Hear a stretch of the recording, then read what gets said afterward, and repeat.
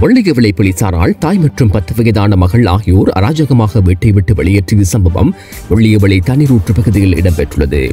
சம்பவம் தொடர்பில் தெரிய வருவதாவது, தவபாலன் ஜெயரஞ்சனி என்ற குறித்த பெண்ணின் தாய் மற்றும் சகோதரிகள் சுவிட்சர்லாந்தில் குடியுரிமை பெற்று வசித்து வரும் நிலையில் அவர்களுக்கு சொந்தமான வீட்டில் குறித்த பெண் தற்காலிகமாக வசித்து வருகின்றார்.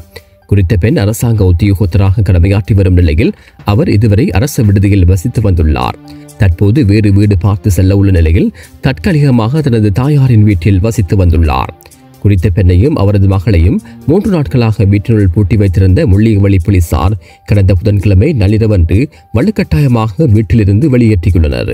அவரது நகை, பணம் உட்பட உடைமைகள் அனைத்தையும் பறித்துவிட்டு வீட்டினுள் வைத்து பூட்டிவிட்டு பெண்ணையும் அவரது மகளையும் வீட்டை விட்டு வெளியேற்றியுள்ளனர். இவ்விடயம் தொடர்பில் போலீஸ் முறைப்பாடு வழங்கச் சென்றபோது அப்பெண்ணின் 10 வயதான மகளை தாயிடமிருந்து பிரித்து சப்பாத்து கால்களால் உதைத்து அடித்துள்ளனர்.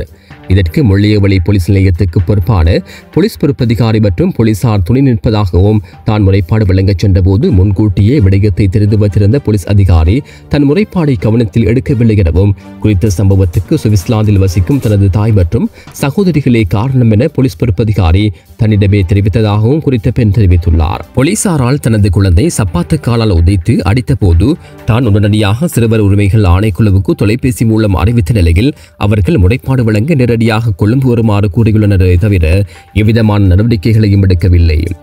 கணவனும் அரசு அதிகாரியாக கடமையாற்றி வரும் நிலையில் அவர் வேலை நிமித்தம் வெளி மாவட்டத்தில் பணிபுரிந்து வருகின்றார். இந்நிலையில் தமக்கு ஏற்பட்ட அராஜகத்துக்கு நீதி வேண்டி தனது மகளோடு குறித்த பெண் வீதியிலிருந்து போராட்டம் மேற்கொண்டு வருகின்றார். இவ்விடயம் தொடர்பில் மனித உரிமைகள் ஆணைக்குழு மற்றும் சிறுவர் பாதுகாப்பு பிரிவு ஆகியவற்றுக்கும் முறைப்பாடு வழங்கப்பட்டுள்ளது. வெளிநாட்டில் வசித்து வரும் தனது தாய் மற்றும் சகோதரிகளின் உந்துதல் காரணமாகவே போலீஸ் பொறுப்பு அதிகாரி உட்பட அனைவரும் தனக்கு அராஜகம் பண்ணுகின்றனர் எனவும் எதற்காக போலீசார் அவர்களுக்கு உடந்தையாக உள்ளனர் எனவும் கேள்வி எழுப்பியதுடன் தனக்கு நீதி வேண்டும் எனவும் தெரிவித்தார். உடனுக்குடன் செய்திகளை தெரிந்து கொள்ள தினகரன்.com உங்கள் வர்த்தக விளம்பரங்கள் மற்றும் அறிவித்தல்கள் பல்லாயிரக்கணக்கான மக்கள் மத்தியில் சென்றடைய குறைந்த கட்டணத்தில் பதிவிட முடியும்.